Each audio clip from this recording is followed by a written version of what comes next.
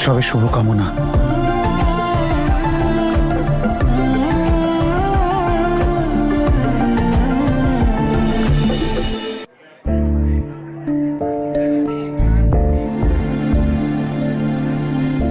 I wish এই উৎসবটা আমাদের জীবনে খুশি নিয়ে আসুক। নতুন সূচনায় অতীত কিন্তু মুছে যায় না।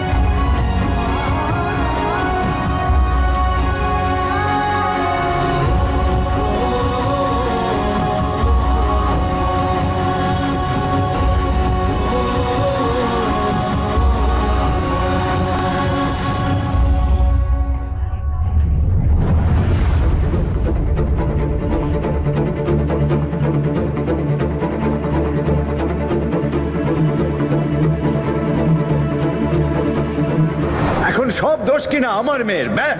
আর আপনার ছেলে গঙ্গা জলে ধোয়া তুলসী পাতা। আপনার মেয়ে কি নিজের বোনের সংসার ভেঙে সে তো নিজের জামাইবাবুর সাথে নোংরামো করে? মুখ সামলে চিৎকার করবেন না, চুপ।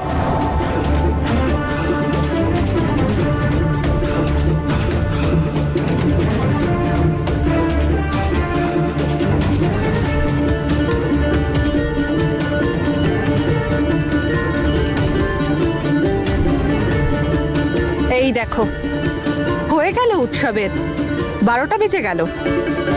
দাঁড়া বাবা, ঝামেলা পাকানোর কোনো দরকার নেই। আজ উৎসবের দিন, আনন্দের দিন। নিজের রাগটাকে ছুঁড়ে ফেলে দিয়ে চল আমরা আনন্দ করি।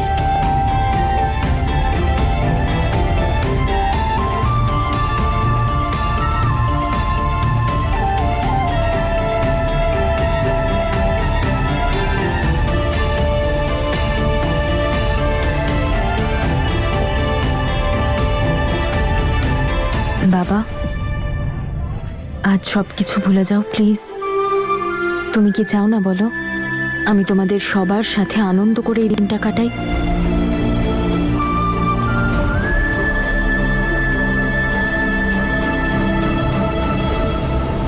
বুঝো, তোর বাড়ির লোক কোথায়? বুঝতে পারছি না ভাই। ওই এসে গেছে তোর বাবা।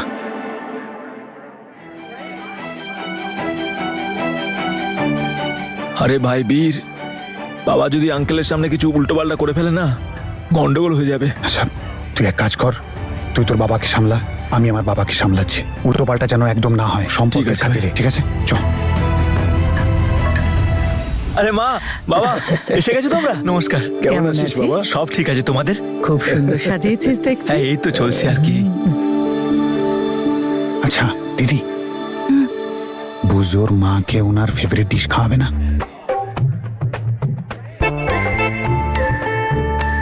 সেই জন্য আমাকে দিয়ে তুই দই বড়া বানিয়েছিস? চলো চলো চলো চলো চলো চলো। বীর,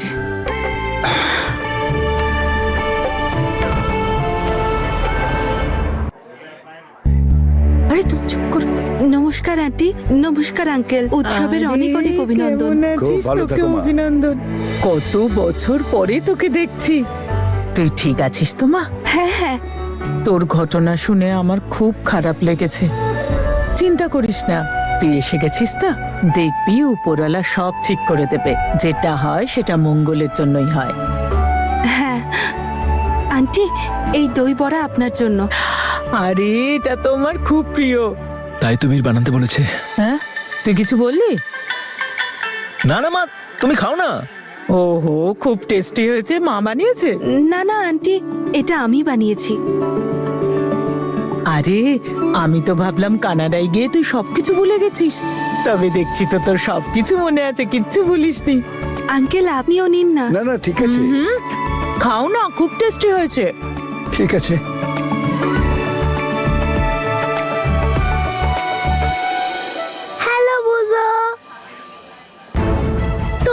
সাথে আর দেখা করতে আসো না কেন? ওকে রে। ও মা, সিমরানের ছেলে ক্যান্ডি।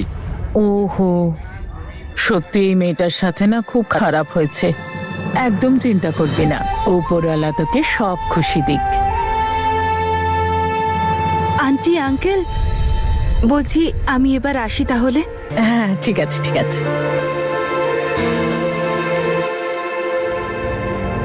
ক্যান্ডি চলো যাই, দাদু আমাদেরকে ডাকছিল, যাই চলো। ওর ছেলে তোকে কি করে চিনলো? আরে নিশ্চয়ই চিনবে, ও তো বীরের ভাগনা। আরে ওকেও মামা ভাবে, দুজনে ছোটবেলার বন্ধু না। এটা তো খুব টেস্টি হয়েছে রে। খাও খাও।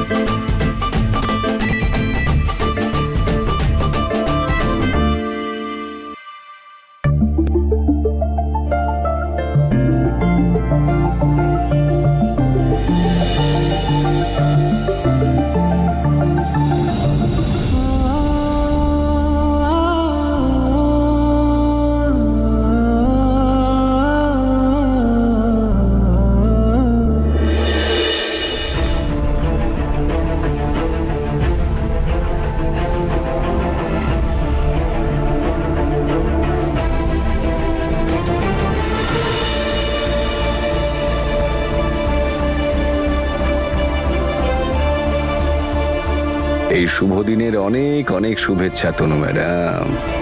অঙ্গদ, আপনি এখানে? আঙ্কেল ডেকেছেন? আপনার বাবা আমায় ডেকেছেন। আপনি বললে চলে যাব? না না, ভালোই হয়েছে আপনি এসেছেন, একসাথে উৎসবটা পালন করব। আপনাকে ছাড়া যে কোনো অনুষ্ঠান কেমন ফিকে লাগে তনু ম্যাডাম।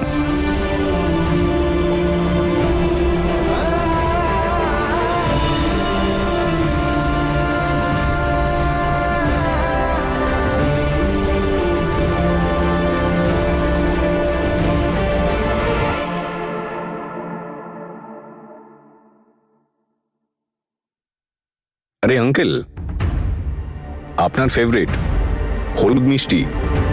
Thank you. মনে হচ্ছে তনু ম্যাডাম আর বীরের মধ্যে সব ঠিক হয়ে গেছে।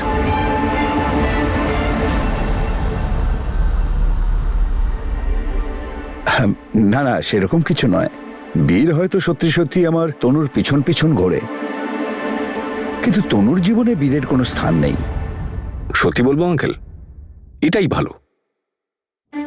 আমি একদমই চাই না তনু ম্যাডাম আবার ওই দুঃখ কষ্টের মধ্যে দিয়ে যান। আপনি নিশ্চয়ই ভাবছেন যে আমি কেন এসব আপনাকে বলছি। আমার আর তনু ম্যাডামের তো কোনো সম্পর্কই নেই, বোধহয় আর কোনো চান্সও নেই। কিন্তু আমি ওনার বন্ধু, কিন্তু আমি সত্যি ওনার কথা ভাবি, ভীষণ চিন্তা হয় আমার। আর এই বীর দুঃখ আর কষ্ট ছাড়া ওনাকে আর কিচ্ছু দেয়নি।